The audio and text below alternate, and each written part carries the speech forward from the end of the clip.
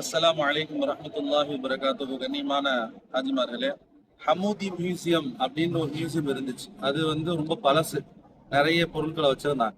இப்போ அந்த மியூசியத்துக்கு பதிலாக அஃபீஷியலா கவர்மெண்ட் சார்பாக இந்த புதுசா ஒரு ஒரு ஒரு வாரத்துக்கு முன்னாடி இந்த மியூசியம் ஓப்பன் பண்ணியிருக்காங்க. உள்ள விஷயங்கள் எல்லாம் காட்டியிருக்கிறேன், நீங்க முழுசா பாருங்க. இதுதான் அந்த ஓல்டு ஜித்தா ரோடு, அகபா அப்படின்ற போகிற வழியில் இருக்குது. நான் சொல்லியிருந்தேன் புதிதாக இந்த மியூசியம் உருவாக்கப்பட்டிருக்குன்னு சொல்லி. ஆனால் இது ஆரம்பத்திலேருந்து பல வருடங்களாக இந்த மியூசியம் இயங்கி கொண்டிருக்குது. இதை இப்போது சீரமைப்பு புதுப்பிச்சிருக்கிறாங்க. அந்த புதுப்பிக்கப்பட்ட மியூசியத்தில் ரொம்ப அழகாக ஒரு துல்லியமாக பழைய காபாவில் செய்யப்பட்ட பழைய பொருட்களுக்கு அவங்க என்ன பண்ணியிருக்காங்கன்னா, அதுக்கு மட்டும் பிரத்யோகமாக லைட் வச்சு, அங்கே ஜம்சம் தண்ணி வச்சு ஒரு மறுசீரமைப்பு செஞ்சு ஹாஜிகள் அனைவரும் இங்கே வர்ற மாதிரியான ஏற்பாடுகளோட இந்த மியூசியத்தை வடிவமைச்சிருக்கிறாங்க. இது அரசாங்கத்தால் நிர்ணயிக்கப்பட்டது, அரசாங்கத்தால் சீரமைக்கப்பட்டது. அதனால் இங்கே எந்த விதமான கட்டணமும் இல்லை.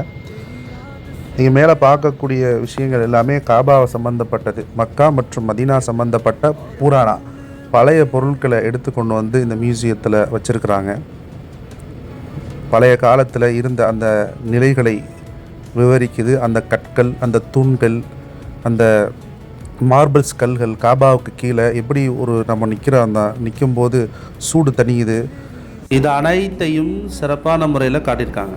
முன்னாடி இதே மியூசியத்தில் வெளிச்சத்தில் வச்சுருந்தாங்க, இப்போ லைட்டு போட்டு இருட்டில் வச்சுருக்காங்க, அவ்வளோதான். காபாவினுடைய ஹத்தீமில் வைக்கப்பட்ட 3 விளக்குகளில் உள்ள அந்த முன்னாடி உள்ள விளக்குகள், அப்புறம் ஹொத்துபா மெம்பர், மகாமே இப்ராஹிம் போன்ற மாதிரிகள். காபா எப்படி கட்டினாங்க அப்படின்னு சொன்னா, ஒரு செங்கல் வச்ச உடனே அடுத்த செங்கல் ஆட்டோமேட்டிக்கா மேக்னெட் மாதிரி ஒட்டிக்கும். ஹஜ்ரத் இப்ராஹிம் அலைஹிஸ்ஸலாம் காபாவை கட்டும் போது அப்படிதான் இருந்தது, அதுக்கு சின்ன இல்லை. அதே மாதிரி கல்லு, இந்த கல் ஏன் இவ்வளவு ஆழமா இருக்கும், கண்ணுடைய பாதம் கம்மியா தான் இருக்கும், ஏன் இவ்வளவு ஆழமா இருக்கும்? காபாவை உயர்த்துறதுக்கு அவங்க யாரு? காபா அப்போ அல்லாஹ் என்ன செஞ்சாங்க, அந்த கல்லை அப்படியே உயர்த்து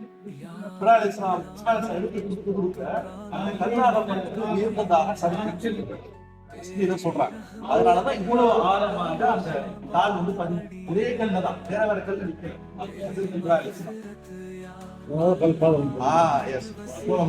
காபாவை சுற்றி இருக்கக்கூடிய அந்த கற்கள், தூண்களினுடைய முன்னாள் நிலை, இமாம் தொலை வைக்கக்கூடிய நிலை, கதவு, இதுபோல் அத்தனை அம்சங்களும் ரொம்ப அழகாக வடிவமைச்சு நமக்கு காட்டி தந்திருக்கிறாங்க அந்த இடத்துல. இதுதான் பழமையான அந்த இமாம் ஏறி கொதுபா ஓதக்கூடிய மெம்பர், அதனுடைய தூண்கள், அதனுடைய முதல் கதவு, அதனுடைய தூண்களினுடைய ஒரு பகுதி, இது அத்தனையும் அழகாக அந்த இடத்துல கொண்டு அதை வச்சுருக்கிறாங்க. காபாவில் முதல்ல 1944 ஹிஜ்ரி 1363 தான் தங்க கதவு போடப்பட்டதாக வரலாற்றில் சொல்கிறாங்க. அடுத்து ஒவ்வொரு வருடமும் காபாவினுடைய திரையை, கிஸ்வாவை தயாரிப்பதற்காகவே ஒரு கம்பெனியை சவுதி அரசாங்கம் நிர்ணயித்திருக்கிறது.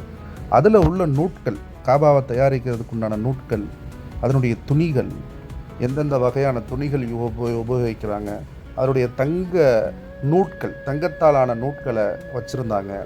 அதே மாதிரி லா இலாஹ இல்லல்லாஹ் என்ற அந்த பொறிக்கப்பட்ட அந்த சுவடுகளையும் அந்த கொடிகளையும் வச்சுருந்தாங்க.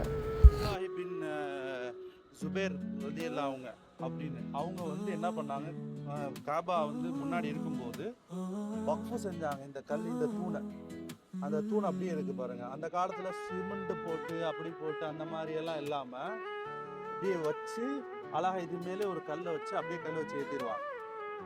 காபால நின்று உட்கார்ந்து தொழுவுறதுக்காக நிழலுக்காக ஏற்படுத்தப்பட்ட கல் இது அசல்ல. மற்றதெல்லாம் மற்ற காலங்கள் உள்ளது நிறைய இருக்கு, இது அசல்.